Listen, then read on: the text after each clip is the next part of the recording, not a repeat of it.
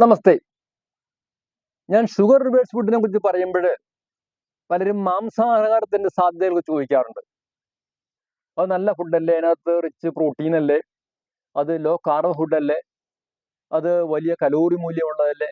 ആ കാര്യമൊക്കെ ശരിയാണ്. പക്ഷെ ഞാൻ ഇതിനൊരിക്കലും അനുകൂലിക്കുന്ന ഒരു വ്യക്തിയല്ല. അതുകൊണ്ട് ഇതിനെക്കുറിച്ച് അധികം സംസാരിക്കാറില്ല. ഇങ്ങനെ ചോദിച്ചുകൊണ്ടാണ് ഈ ഉത്തരം പറയണത്. ഈ പ്രമേഹം വരാനുള്ള കാരണം നമ്മൾ പ്രകൃതിയിൽ നിന്ന് അകലുന്നതാണ്. മനുഷ്യന്റെ സ്വാഭാവികമായ ഭക്ഷണം എന്ന് പറഞ്ഞാൽ നട്ട്സ് ആൻഡ് ഫ്രൂട്ട്സ് ആണ്, പിന്നെ വെജിറ്റബിൾസും. ഈ 3 ഘടകത്തിലേക്ക് വരുള്ളൂ. അപ്പൊ ഈ പ്രകൃതി ഭക്ഷണം നമ്മൾ കൃത്യമായി കഴിക്കുകയാണെങ്കിൽ ഒരിക്കലും ഷുഗർ ഉണ്ടാവില്ല. 100 വയസ്സിൽ ജീവിച്ചാൽ നിങ്ങൾക്ക് ആർക്കും പ്രമേഹം ഉണ്ടാവാൻ പോകുന്നില്ല. അപ്പൊ എന്തുകൊണ്ടാണ് പ്രമേഹം ഉണ്ടാവുന്നത്? പ്രമേഹം ഉണ്ടാവുന്നത് നമ്മളുടേതല്ലാത്ത ആഹാരം കഴിക്കുന്നതുകൊണ്ടാണ്. ഒരു ജീവിക്കും അങ്ങനെ ഉണ്ടാവില്ല. ഏതെങ്കിലും ജീവി ആഹാരം തെറ്റി കഴിച്ചാൽ രോഗിയായി തീരും. ഈ നമുക്ക് പെട്രോൾ ഒഴിക്കുന്ന വണ്ടിയിൽ നമ്മൾ ഡീസൽ ഒഴിച്ചാൽ അത് കേടായി പോകുന്ന പോലെ തന്നെ. പക്ഷെ ഒരു ജീവിയും കഴിക്കില്ല അത്. ഒരു പുലി പട്ടിണി കിടന്ന് മരിക്കുന്നതായാൽ പോലും അത് പുല്ല് തിന്നില്ല. ഇനി ഒരു പശു പട്ടിണി കിടന്ന് മരിക്കുന്നതായാൽ പോലും അത് പുലിയുടെ ആഹാരം അതും കഴിക്കില്ല. ഓരോരുത്തരും അവരവരുടെ ആഹാരം മാത്രമേ കഴിക്കുള്ളൂ. എന്താണെന്ന് വെച്ചാല് പ്രകൃതി ഓരോ ജീവിയെ സൃഷ്ടിച്ചപ്പോഴേ അതിന് ഓരോ ആഹാരം കരുതി വെച്ചിട്ടുണ്ട്. പ്രകൃതി മാതാവ് ഒരു ആഹാരം കരുതി വെച്ചിട്ടാണ് അതിന്റെ സന്താനങ്ങളിൽ നിന്ന് പറഞ്ഞു വെച്ചിട്ടുള്ളത്. അവൻ അത് മാത്രമേ കഴിക്കാൻ പാടുള്ളൂ. അത് കഴിക്കാൻ ആവശ്യമായത്, അതിന് തേടാൻ ആവശ്യമായ ശരീരപ്രതി അവനുള്ളത്. സിംഹത്തിന് നമുക്കറിയാം, സിംഹത്തിന് ഇരയെ ഓടിച്ചു പിടിക്കാൻ പറ്റിയ ബലിഷ്ഠമായ ശരീരമാണുള്ളത്. കൂർത്ത നഖങ്ങൾ, ചലിപ്പിക്കാവുന്ന നഖങ്ങളാണ് അതിന് പിടിക്കാൻ വേണ്ടിയിട്ട്. കടിച്ചു കീറാനുള്ള കോമ്പല്ലുകളാണ് ഉള്ളത്. ഇവിടെ പല്ലുകളില്ല, കടിച്ച് ചവയ്ക്കേണ്ട ആവശ്യമില്ല, വെറുതെ വിഴുങ്ങുക ചെയ്യണത്. അതുപോലെ തന്നെ രാത്രിയും കണ്ണു കാണാം. ഇപ്പൊ മാൻ രാത്രി കിടന്ന് ഉറങ്ങുവാണെങ്കിൽ ഇവര് നിന്ന് പിടിക്കാൻ പറ്റും. അതുപോലെ തന്നെ നക്കി കുടിക്കാൻ, ഈ ചോര നക്കി കുടിക്കാൻ പറ്റും. നാവ് കീപ്പോട്ട് ചലിപ്പിച്ചിട്ട് നക്കി കുടിക്കാൻ പറ്റും. പട്ടി കുടിക്കുന്ന പോലെ കുടിക്കാൻ പറ്റും. അതുപോലെ കുടലിന്റെ നീളം മനുഷ്യന്റെ ശരീരത്തിന്റെ കമ്പയർ ചെയ്യുമ്പോൾ പകുതി നീളം കുടലിനുള്ളൂ. അതുപോലെ ആമാശയത്തിലെ ദഹനരസങ്ങളുടെ വീര്യം, ഇതുപോലെ പലതരത്തിലുള്ള പ്രത്യേകതകള് എല്ലാ മാംസബുക്കുകൾക്കും ഉണ്ട്. ഇതൊന്നും സസ്യബുക്കുകൾക്കില്ല. നമ്മളുടെ നഖങ്ങള് കൂർത്തതല്ല, നമ്മുടെ പല്ലുകൾ കൂർത്തതല്ല. നമുക്ക് ഇവിടെയും ചവയ്ക്കാൻ പറ്റിയ പല്ലുകളുണ്ട്. നമ്മുടെ നാവ് ഇത് നക്കി കുടിക്കാൻ പറ്റിയതല്ല, വലിച്ചു കുടിക്കാൻ പറ്റിയതാണ്. രാത്രി നമുക്ക് കണ്ണറിയാൻ പാടില്ല. നമ്മുടെ ദഹനേന്ദ്രിയ വ്യവസ്ഥയുടെ വ്യത്യാസം. ഇപ്പൊ ഇതിന് ഓരോ ജീവികൾക്കും, അതുപോലെ ആനയ്ക്കൊന്നും ആ ശരീരം കാണാൻ പാടില്ല, മാംസമായ ശരീരമാണ് ആനയുടെയും പോത്തിന്റെ ഒക്കെ. അപ്പൊ ഈ നമ്മുടെ ഇത്തരം ജീവികൾക്ക് ചില പ്രത്യേകതകൾ ഈ പ്രകൃതി കൊടുത്തിട്ടുണ്ട്. അതുകൊണ്ട് ശരീരശാസ്ത്രം അനുസരിച്ച് മനുഷ്യനൊരു സസ്യബുക്കാണ്.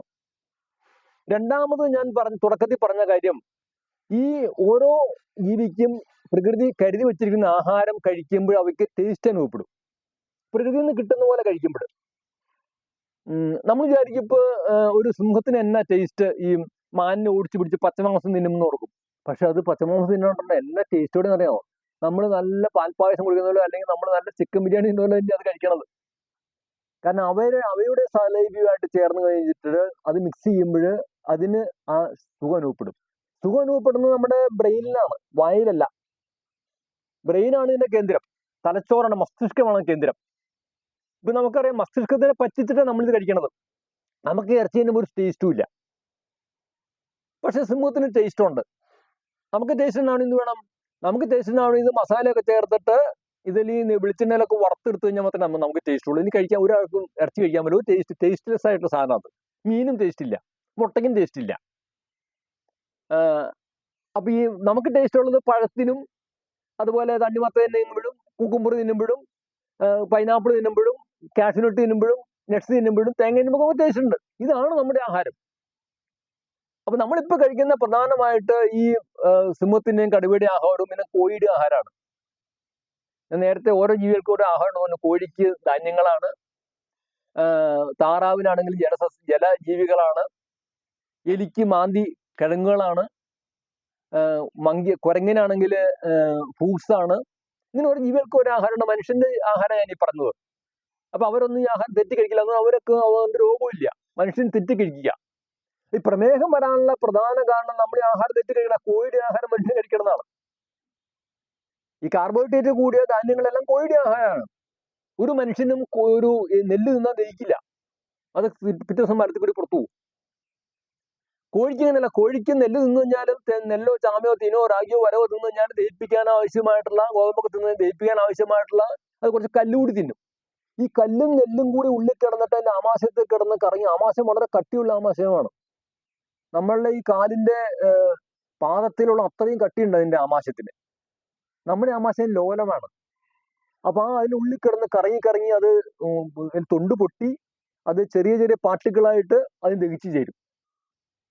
പക്ഷെ മനുഷ്യൻ ഒരിക്കലും, നമ്മൾ തിന്നു കഴിഞ്ഞാൽ തന്നെ നമുക്ക് വയറുവേദന ഉണ്ടാവും. ഇപ്പൊ നമ്മൾ അരി തന്നെ നിന്ന് കഴിഞ്ഞാൽ വയറുവേദന ദഹിക്കില്ല. അത് വയറ്റിൽ കിടന്ന് ചീർക്കും അത്. അപ്പൊ നമുക്കിത് വേവിച്ച് ചോറാക്കിയോ കഞ്ഞിയാക്കിയാലേ കഴിക്കാൻ പറ്റുള്ളൂ, അല്ലെങ്കിൽ പുട്ടുണ്ടാക്കി കഴിക്കണം. അപ്പൊ അതുകൊണ്ട് എന്ത് പറ്റി, ഈ കോഴിയുടെ ആഹാരം മനുഷ്യൻ കഴിച്ചാണ് പ്രമേഹം എത്തിയിരുന്നത്.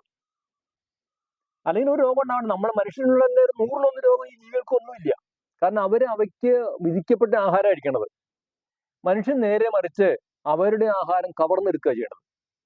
അവന്റെ ശരീരത്തിന്റെ പ്രകൃതി മാറി വികൃതിയായി മാറുവാണ്. രോഗമെന്ന് പറഞ്ഞാൽ വികൃതിയാണ്. രോഗമില്ലാതെ സുഖസന്തോഷമായി ജീവിക്കുന്നത് പ്രകൃതിയാണ്. ഞങ്ങളൊക്കെ അങ്ങനെ ജീവിക്കുന്നതാണല്ലോ, പ്രകൃതിയിൽ ജീവിക്കുന്നതാണല്ലോ, രോഗമില്ലാതെ ജീവിക്കുന്നവരാ. അപ്പൊ ഈ പ്രകൃതിയിൽ നിന്ന് വെറുതെയിലേക്ക് പോണതിന്റെ കാരണം അതാണ്. അപ്പൊ അതുകൊണ്ട് ഈ മാംസാഹാരം ഒരു മനുഷ്യനെ സംബന്ധിച്ചിടത്തോളം പഥ്യാഹാരമല്ല, അത് അവനെ രോഗിയാക്കുന്ന ആഹാരമാണ്. രണ്ടാമത്തെ വിഷയം, രോഗി ആയിക്കഴിഞ്ഞാൽ പിന്നെ ഇത്തിരി ആഹാരം ഒഴിവാക്കണം. ഒരു കാര്യം പറഞ്ഞിട്ട് അതിനകത്തേക്ക് വരാം. ഈ സ്വാദിനെ കുറിച്ച് ഞാൻ പറഞ്ഞു. സ്വാദ് നമ്മളുടെ ബ്രെയിനിൽ നിന്നുള്ള ഒരു തോന്നലാണെന്ന് പറഞ്ഞു. ഈ തോന്നലില്ലെങ്കിൽ മനുഷ്യൻ ഈ ജീവി ആഹാരം കഴിക്കില്ല. അതുകൊണ്ടാണ് പ്രകൃതി അങ്ങനെ ആക്കി വെച്ചേക്കണത്. എലിക്ക് പച്ചക്കപ്പ തിന്നുമ്പോഴോ അല്ലെങ്കിൽ കോഴിക്ക് ചാമ കുത്തി തിന്നുമ്പോഴോ ഉണ്ടാവുന്ന ടേസ്റ്റ് അവയ്ക്ക് നമ്മൾ വിചാരിക്കുന്ന പോലെ ടേസ്റ്റ് അവയ്ക്ക് അനുഭവപ്പെടുന്നുണ്ട്. പക്ഷെ ഇത് തന്നെ പലപ്പോഴും